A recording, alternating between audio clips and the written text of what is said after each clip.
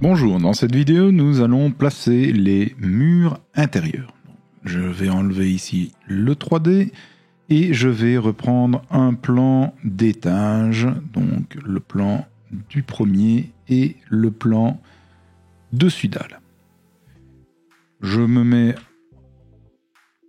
en vue mosaïque et donc la première chose à faire, c'est de créer donc notre mur intérieur. Donc, il y aura deux types de murs. On aura d'abord l'hydrophobe intérieur et puis le mur intérieur en bloc.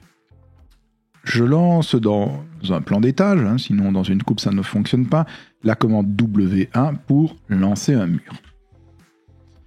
Je vais modifier le type et je vais partir d'un porteur, par exemple porteur 20. Le porteur 20, je le duplique. Et je vais l'appeler. Et je vais l'appeler donc intérieur, mur hydrophobe, 11 cm, 1 cm de plâtre, 9 de bloc, hydrophobe et 1 cm de plâtre. Je fais OK.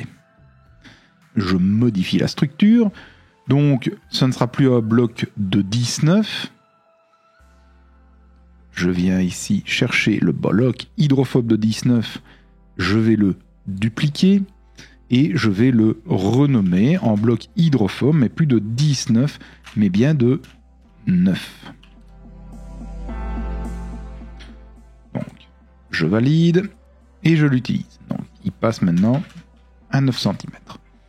Finition 5, donc finition intérieure, plâtre 1 cm. Ça, on est bon. Je vais venir insérer la même chose, une finition intérieure, parce que le plâtre c'est à l'intérieur, donc ça sera 5. Et je vais chercher donc mon plâtre de 1. Je lui donne bien l'épaisseur de 1. Et donc je vais vérifier que j'ai bien mes 11 cm désirés, donc ça c'est bien un mur de 11. Je valide. Alors, tant que je suis dans la création de mes murs, je vais repartir de mon mur hydrophobe, je le duplique. Là, je vais chercher un mur intérieur, donc intérieur, mur, mais il ne sera plus hydrophobe, donc j'enlève le hydrophobe, mais il fera toujours 11 cm. Donc ça sera 1 cm de plâtre, 9 cm de bloc tout court, et puis 1 cm de plâtre, et j'enlève le petit 2. Je fais OK et je fais modifier. Là, je viens chercher dans les blocs de 19 que je duplique et je renomme le bloc de 19 en bloc de 9. Je fais OK. Je viens le charger.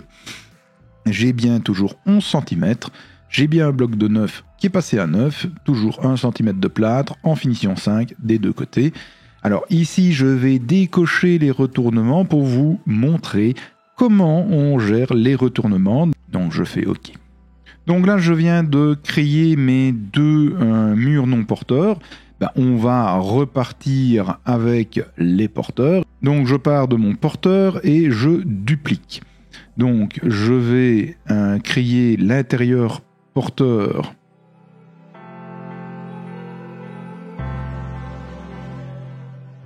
de 21, donc 1 de plâtre, 19 de bloc et de nouveau 1 de plâtre. Donc je le laisse tel quel et je viens juste insérer ici le plâtre.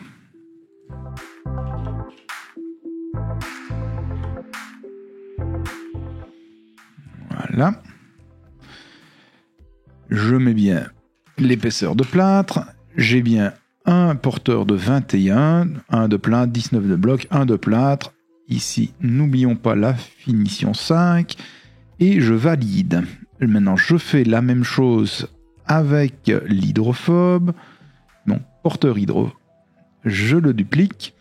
Et je vais donc créer mon intérieur porteur hydrophobe de 21 avec mes deux couches de plâtre. Donc, intérieur porteur hydrophobe de 21, 1 de plâtre, 19 de bloc hydro, 1 cm de plâtre. Je fais modifier, je laisse tout comme c'est et je viens insérer ici la finition 5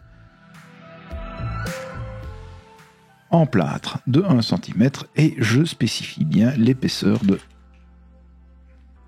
de 1 cm de plâtre. J'ai bien donc 21 cm, 1 de plâtre, 19 de bloc, 1 de plâtre.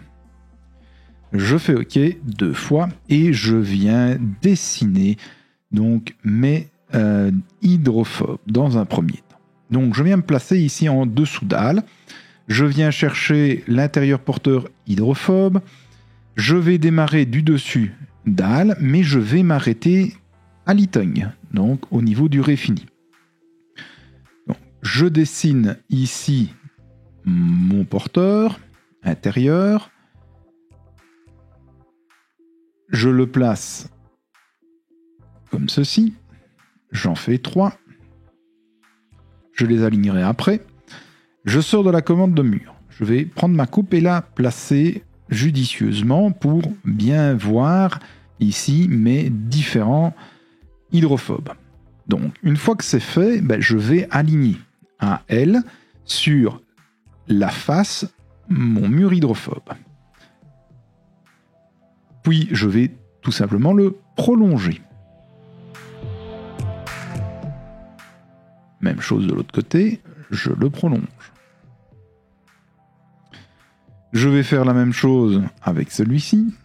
Je le prolonge. Alors, quand vous avez plusieurs choses comme ça à prolonger, par exemple, je suis dans ce cas-ci, voyons une nouvelle commande, vous avez ici prolongé plusieurs éléments.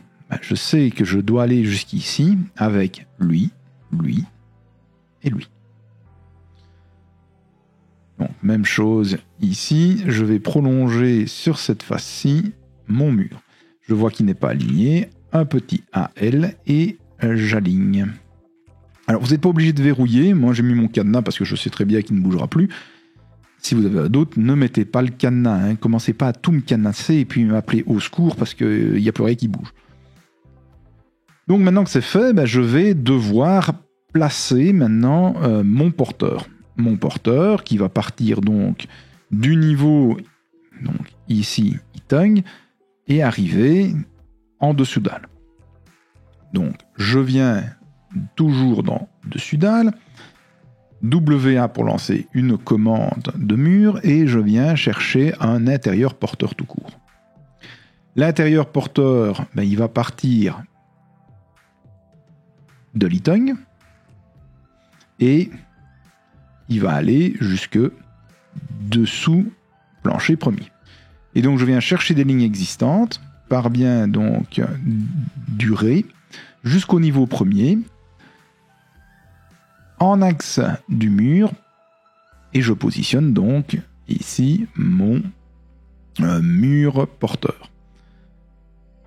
Alors je vois que je vais jusqu'au premier, alors je vous avais dit dessous dalle, dessous du plancher premier.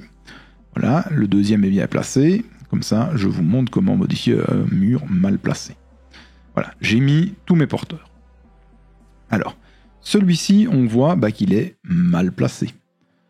Attaché au bas, après la sélection du mur, vous sélectionnez la dalle et il s'arrêtera donc en dessous de la dalle.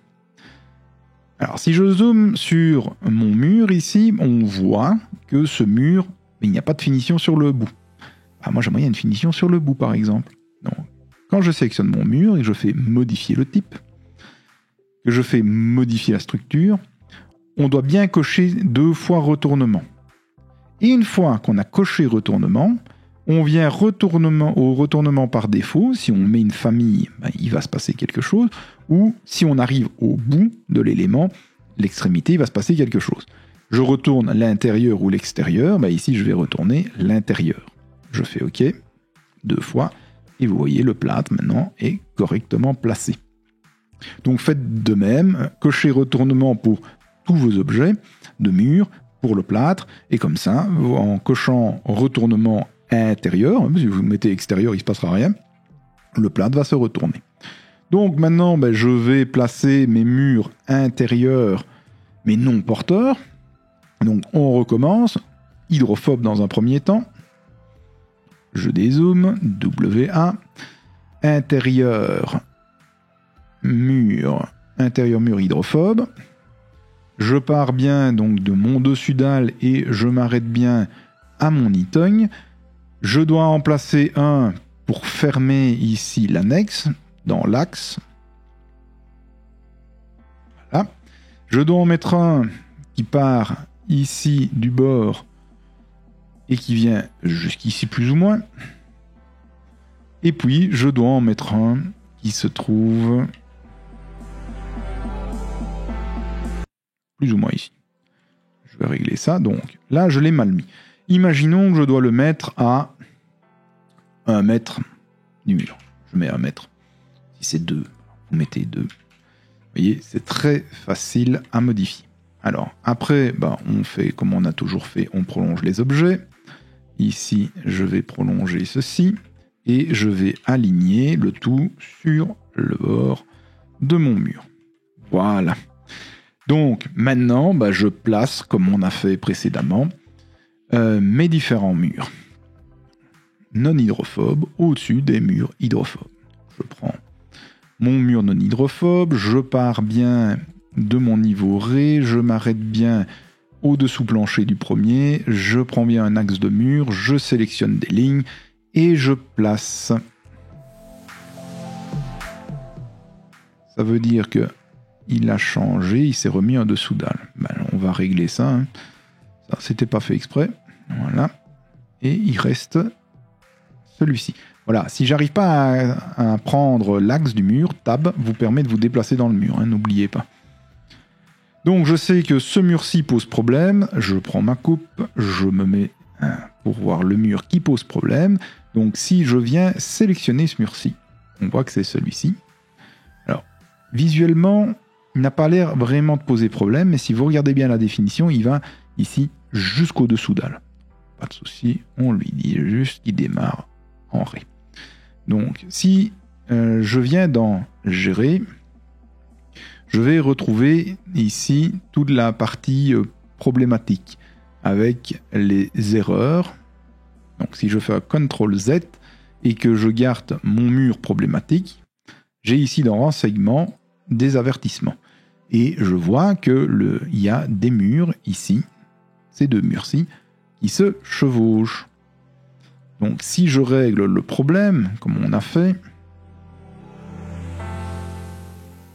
je redémarre donc ici en itogne, je vais dans gérer, il n'y a plus d'avertissement. Donc vérifiez de temps en temps vos avertissements et réglez les problèmes. Donc on vérifie les murs qu'on a placés, ça a l'air d'être bon, ici pas de souci non plus, donc tout a l'air d'être bien placé, on va faire la même chose maintenant à l'étage. Donc je viens placer à l'étage mes porteurs, donc au premier, donc ici on voit en surbrillance, enfin plutôt en transparence, les porteurs qui se trouvent ici et là, donc je vais reprendre mes porteurs. Si vous ne les voyez pas, vous venez dans le plan d'étage, vous venez chercher ici lecture de fond, regardez vers le bas, vous vérifiez bien, et le niveau de base, vous le mettez en dalle premier. Si vous mettez aucun, il n'y a pas de mur. Si vous mettez le ré, donc le dessus dalle, vous voyez apparaître ici les murs en transparence. Donc je vais replacer mes porteurs, donc porteur, intérieur porteur en bloc. Je pars donc maintenant du premier jusqu'à tête de mur et je viens chercher l'axe de mes porteurs, donc ces deux-ci. Voilà. Et puis je vais dessiner le mur intérieur non porteur qui doit séparer ici avec une simple ligne. Donc voilà. Je prolonge les deux. Oui, j'ai tendance toujours à prolonger après, c'est pour être sûr de mes jonctions. C'est une petite marotte, hein, vous n'êtes pas obligé de faire comme moi. Donc voilà, nos murs sont placés. Il faudra sûrement les ajuster en cours de route, mais ça, ce n'est pas bien méchant comme vous avez pu voir.